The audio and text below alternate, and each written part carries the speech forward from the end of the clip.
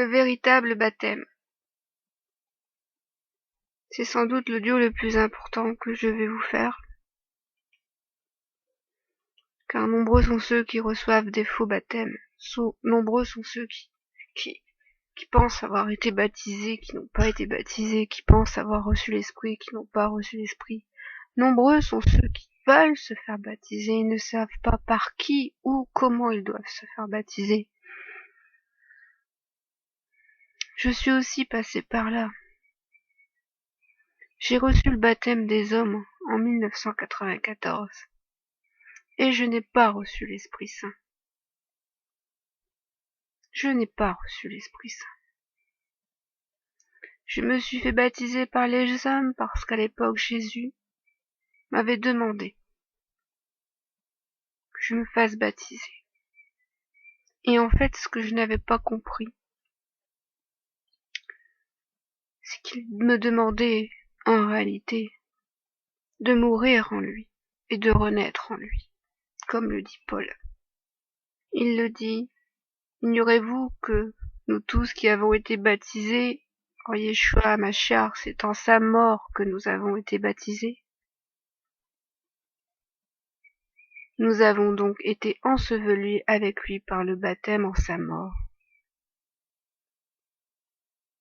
J'ai cru comme tous que le baptême était religieux,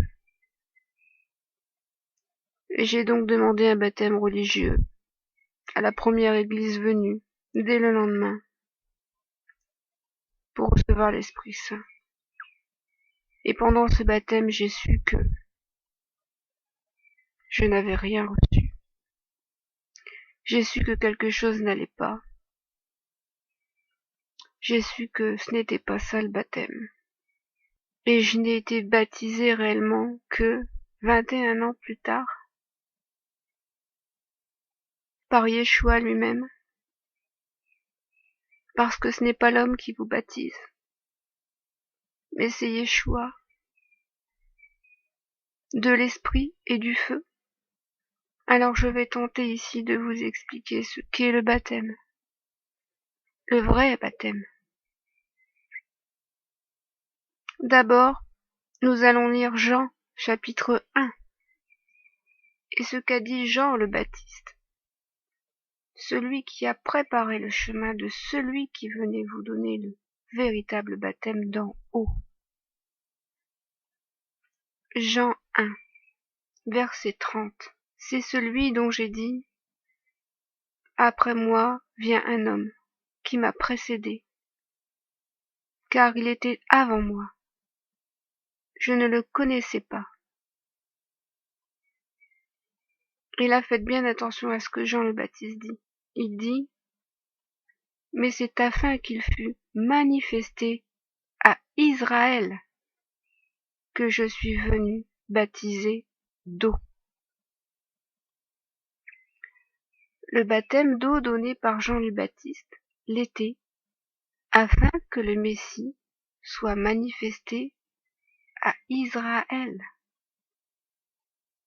Car Jean le Baptiste savait qu'il annonçait ainsi celui qui devait venir, car le Messie n'était pas venu avec l'eau seulement, mais aussi avec le sang, est-il dit dans Jean. Ainsi, si le Messie est venu avec une eau autre que celle de Jean, quelle est cette eau, je vous le demande? C'est de cette eau que nous devons maintenant être baptisés. Et cette eau, mes amis, mes frères, mes sœurs, n'est pas celle des rivières, des lacs. Cette eau vient d'en haut. Elle est la source de vie, la source de l'esprit qui doit être répandue sur la race sainte. Et l'Éternel nous l'a dit en Isaïe 32, versets 15 et 16. Jusqu'à ce que l'esprit soit répandu d'en haut sur nous, et que le désert se change en verger, et que le verger soit considéré comme une forêt. Isaïe 44, car je répandrai des eaux sur le sol altéré, et des ruisseaux sur la terre desséchée. Je répandrai mon esprit sur ta race. Éternel nous annonce encore cette eau qu'il doit répandre sur nous, cette véritable eau du baptême. Ézéchiel 36, verset 25. Je répandrai sur vous une eau pure, et vous serez purifiés. Je vous purifierai de toutes vos souillures et de toutes vos idoles. Et je ne leur cacherai plus ma face, car je répandrai mon esprit sur la maison d'Israël, dit le Seigneur l'Éternel. Il est dit dans Jean, celui qui croit en moi, des fleuves d'eau vive couleront de son sein, comme dit l'Écriture. Il dit cela de l'Esprit que devaient recevoir ceux qui croiraient en lui. Car l'Esprit n'était pas encore, parce que Jésus n'avait pas encore été glorifié. Voyez ce que Jean vous dit à propos de cet Esprit que vous devez recevoir. Des fleuves d'eau vive couleront dans leur sein. Car Yeshua aujourd'hui nous baptise à la fois de l'eau et du feu. Car l'eau et le feu travaillent ensemble, tout comme le font le Père et le Fils, la justice et la vérité. Je vous demande de regarder comment Yeshua lui-même a baptisé ses disciples. Les a-t-il plongés dans l'eau, comme le faisait Jean-Baptiste, et comme le font tous les faux ministères aujourd'hui? Non. Il souffla sur eux par sa bouche. Il n'a pas été les plonger dans l'eau. Ceci est dit en Jean, chapitre 20. Après ces paroles, il souffla sur eux et leur dit, recevez le Saint-Esprit. Pourquoi? Parce que mes paroles sont esprit et vie, et dit le Seigneur. Tout ce qui sort de la bouche du Fils est esprit de vie et de vérité. La parole est esprit de vie et de vérité. Celui qui reçoit cette parole reçoit la vie. Celui qui reçoit la vérité reçoit la vie par le souffle de Jésus, car il faut un souffle pour prononcer la parole. Pourquoi ceux qui se disent disciples et serviteurs de Christ ne baptisent pas comme Christ a baptisé? Expliquez-moi. Et pourquoi baptisent-ils encore comme le faisait Jean le Baptiste? Nous ne sommes plus sous Jean le Baptiste, nous sommes sous Yeshua ressuscité. Je vais vous donner un autre exemple qui démontre que le baptême du Saint-Esprit peut être reçu sans immersion dans l'eau. Et je parle ici de l'eau des rivières, des lacs, du robinet. Il est dit, mais savez-vous, frères et sœurs, que vous pouvez également recevoir le Saint-Esprit juste en ayant cru la parole, dit l'Acte 19. Car Yeshua a bien dit, mes paroles sont esprit et vie. Qui reçoit donc la parole du Fils reçoit l'esprit et la vie. Car il faut d'abord avoir reçu la parole, reçu Yeshua pour pouvoir être baptisé par lui. Car il faut comprendre, et je l'ai compris aujourd'hui, que recevoir le baptême, c'est recevoir la vie de l'esprit, sa vie à lui. C'est recevoir la parole, c'est recevoir Yeshua lui-même. S'il y a une immersion, c'est une immersion en Yeshua que nous devons vivre et confesser et témoigner aujourd'hui. Car lui est venu avec l'eau et le sang. Non pas avec l'eau seulement, est-il dit, mais avec l'eau et le sang.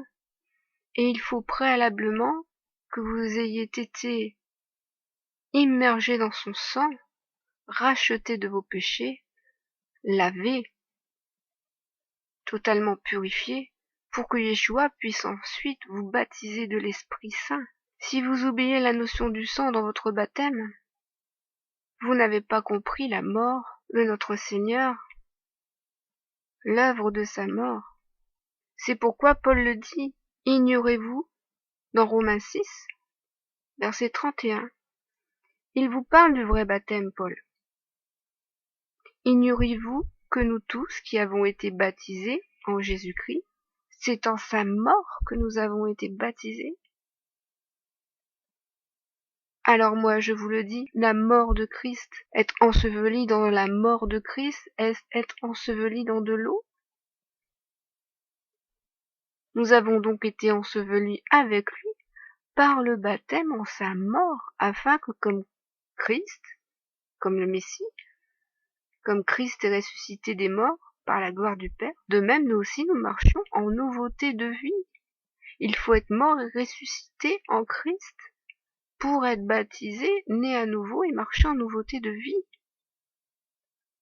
Ce qui fait expiation, c'est le sang de notre Machiar, l'âme de notre Sauveur, le sang de l'alliance qu'il a versé pour nous. Car la rédemption est dans le sang, et il ne peut y avoir de baptême sans rédemption. Le baptême est l'œuvre du salut. Le baptême est l'œuvre de la rédemption. Il faut le comprendre. Alors moi je vous demande maintenant, est-il nécessaire de vous trouver un homme pour vous faire baptiser? Une communauté, un groupe, une église, une religion, une rivière, un lac, une baignoire? Si c'est à la mort de Christ que vous devez aller, en fait vous devez aller au pied de la croix et mourir avec lui.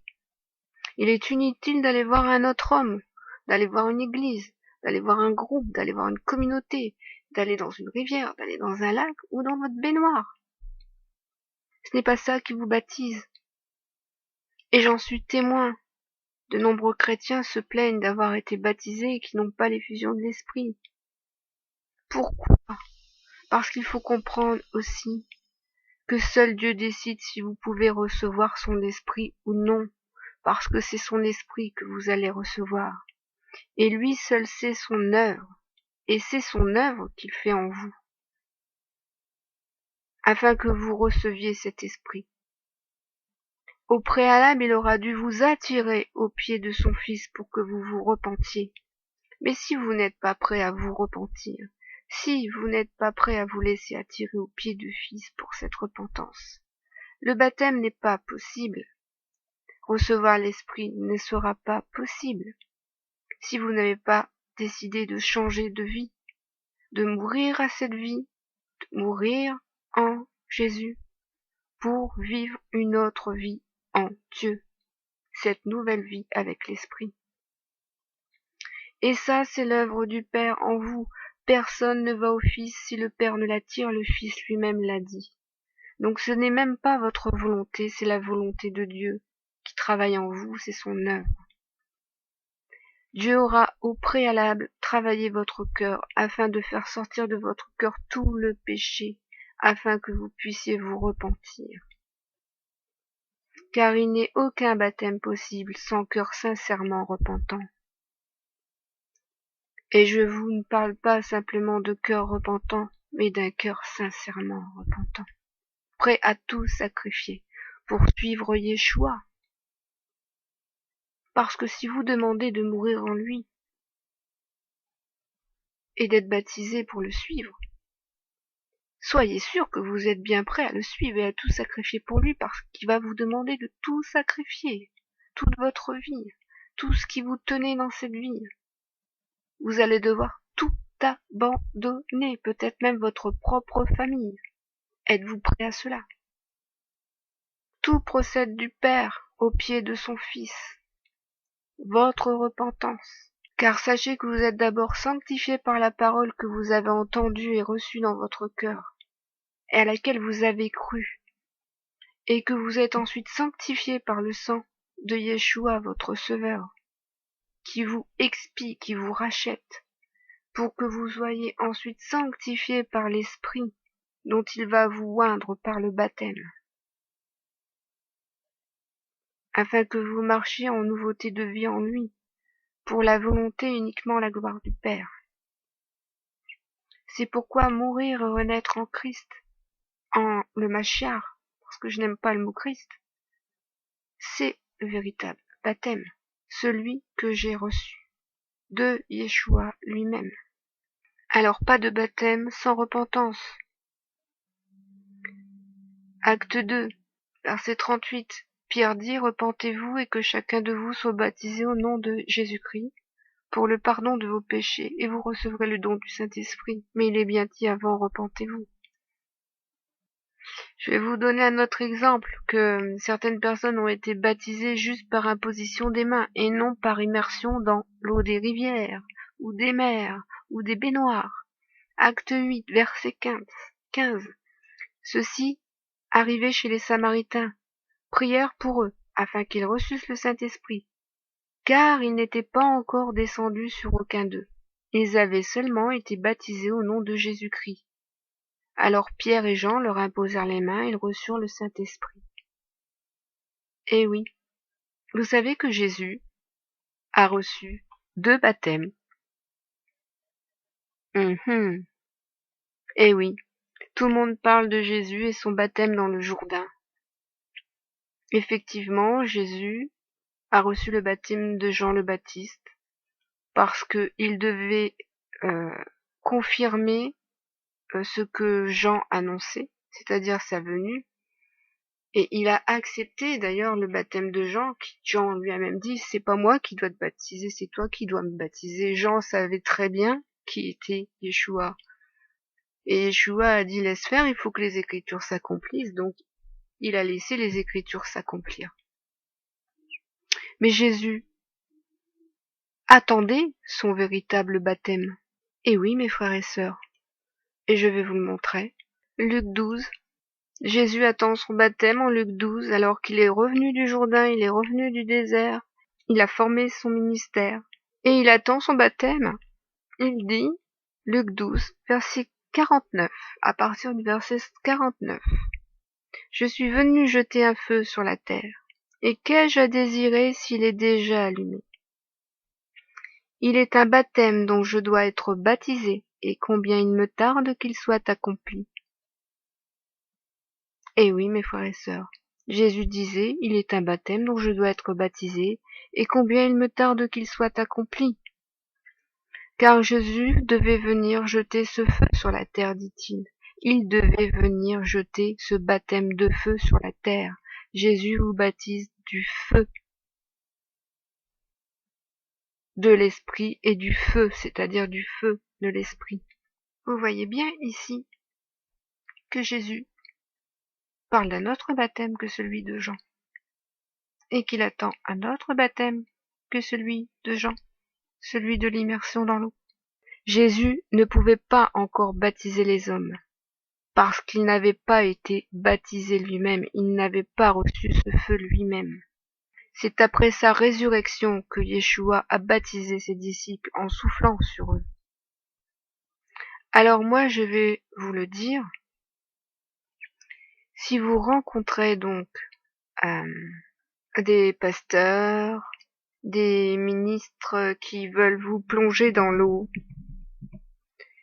et si vous voulez les éprouver pour savoir s'ils viennent réellement de Christ, vous allez leur poser 3 questions, auxquelles vous verrez, ils seront incapables de vous répondre. Et là, vous comprendrez qu'ils ne sont pas de Christ et que Christ ne les a pas envoyés pour vous baptiser. Posez-leur ces questions. Il est dit que Jésus est venu avec l'eau et le sang. Pas avec l'eau seulement, mais aussi avec le sang. Demandez-leur de quelle eau il s'agit. Quelle est cette eau dont parle Jean? Ensuite, vous pouvez leur demander comment Jésus a-t-il baptisé ses disciples et quand? Et vous verrez s'ils sont capables de vous répondre. Et ensuite, vous pouvez leur poser cette 3e question fatale sur celle du véritable baptême de feu, celui que Jean le Baptiste a annoncé de Yeshua, celui qui vous baptisera de l'esprit et du feu. Demandez donc à ces soi-disant ministres de Yeshua, quand et comment Jésus a-t-il reçu son baptême de feu, celui dont il parle dans Luc 12, et vous verrez s'ils sont capables de vous répondre sur ce baptême, car c'est le véritable baptême. Et vous verrez que ces hommes resteront muets, car ils n'ont pas reçu eux-mêmes, et ils prétendent vous le donner, alors que eux-mêmes n'ont pas reçu ce baptême. ne connaissent pas les réponses ces 3 réponses sur le baptême, éprouvez-les, mes frères et sœurs, éprouvez-les, car il y a de nombreux faux baptêmes, de nombreuses fausses conversions.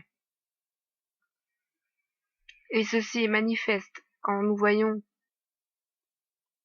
que des personnes, après avoir été baptisées, continuent à vivre dans le péché, sans effusion de l'esprit, sans aucune connaissance et révélation de Dieu, sans aucune compréhension de la parole.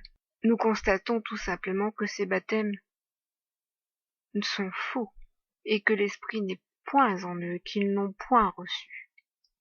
Donc mes frères et sœurs, voici ce qu'est le véritable baptême. Alors comment vous pouvez recevoir ce baptême?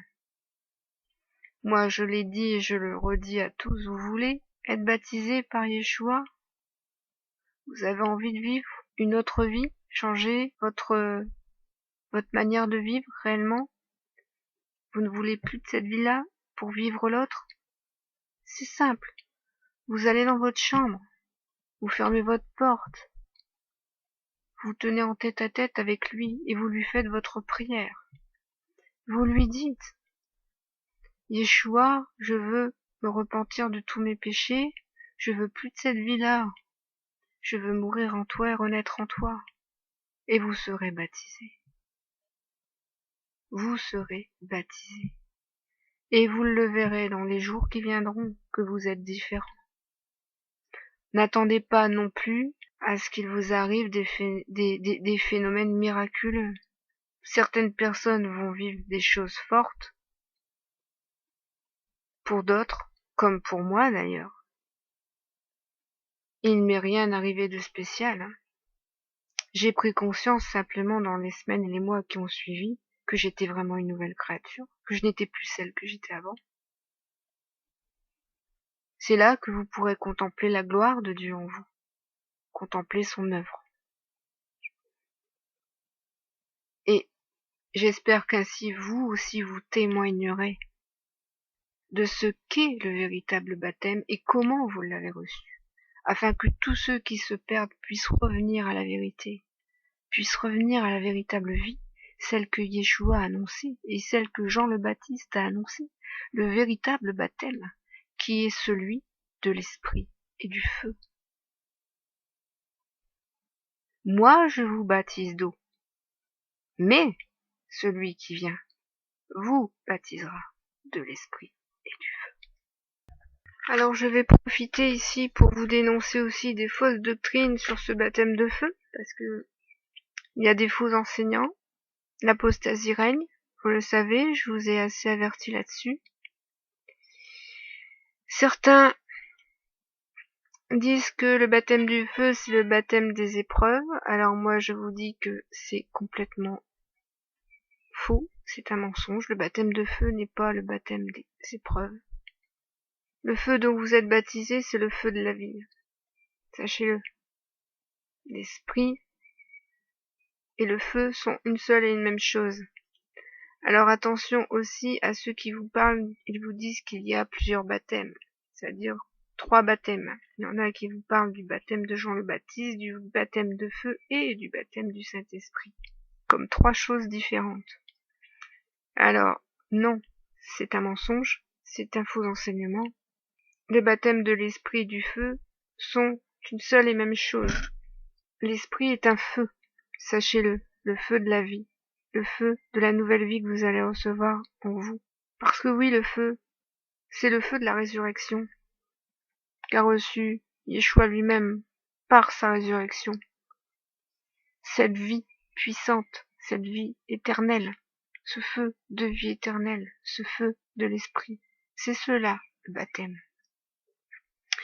Il est bien dit, il n'y a qu'un seul baptême, un seul Dieu, une seule foi, un seul baptême. Entendez bien ces choses et ne croyez pas aux fausses doctrines. Et voyez que beaucoup d'enseignants cherchent à expliquer ce qu'est le baptême en scrutant les Écritures, alors qu'ils devraient expliquer ce qu'est le baptême par celui qu'ils ont reçu, c'est-à-dire par leur témoignage. Et il n'y a pas de témoignage chez eux, car ils n'ont pas reçu. Alors comment pourrait-il donner? Comment celui qui n'a pas peut-il donner ce qu'il n'a pas? Soyez très très très très vigilants concernant ces doctrines de baptême, car il y a beaucoup de faux enseignements. Seuls ceux qui vont à Yeshua vont au véritable baptême. Dieu est un feu, vous savez. Sa parole est un feu, sa vie est un feu. D'ailleurs, quand Yeshua reviendra, on ne le verra pas que des yeux bleus. N'imaginez pas l'avènement d'Yeshua avec de beaux yeux bleus. Ses yeux seront des flammes de feu, a-t-il annoncé dans les révélations de Jean. Ses yeux seront des flammes de feu. Car la justice aussi est un feu, car la colère aussi est un feu. L'aspect de la gloire de l'Éternel était comme un feu dévorant sur le sommet de la montagne aux yeux des enfants d'Israël.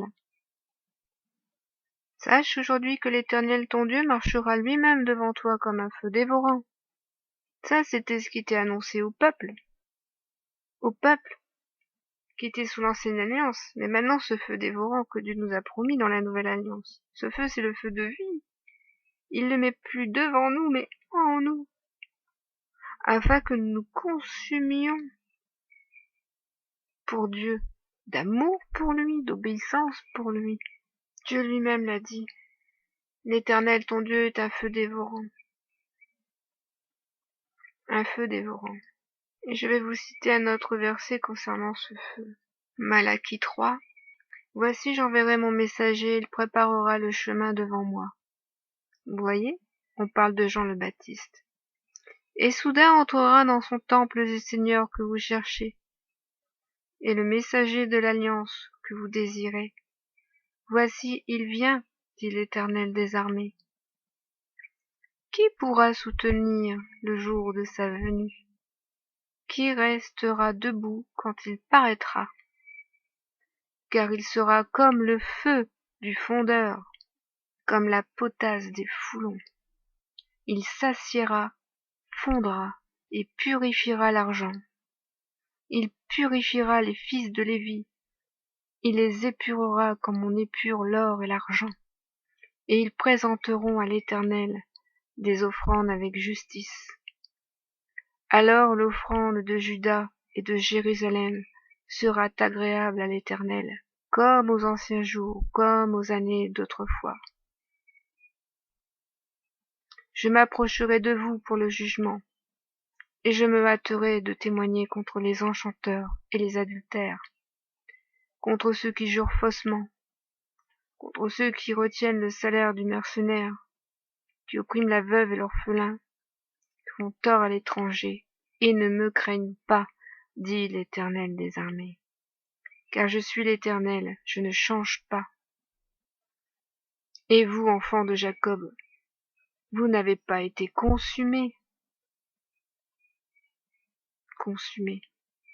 par ce feu. Car nous devons être consumés par son messager de l'Alliance. Ici, le Père vous annonce le Fils et le baptême de feu du Fils. Si vous avez l'intelligence de comprendre ces paroles, si vous avez l'amour de comprendre ces paroles, demandez à Dieu qui vous donne l'intelligence de l'esprit pour pouvoir recevoir cette parole et de comprendre la dimension de ce baptême de feu dans cette parole. Et vous serez bénis. J'espère donc que chacun d'entre vous ne sera pas trompé et recevra le véritable baptême qui vous donne la vie de l'esprit, qui vous donne la vie de Yeshua. Soyez tous bénis.